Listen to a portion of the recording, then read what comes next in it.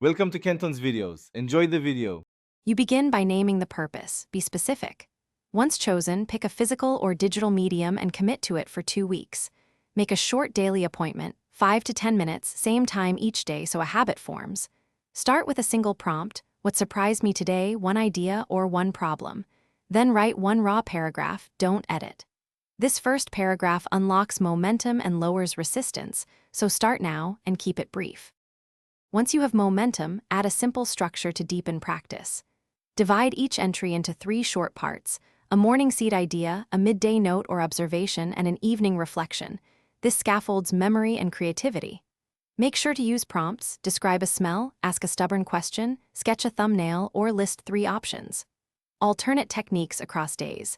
Collage one day, letter format the next, persona writing after that. Variety keeps to finish the cycle, review once a week and extract 3 insights, circle repeating themes and choose one action to try. Once done, turn promising entries into projects and outline a draft, a habit tweak, or a prompt bank for later.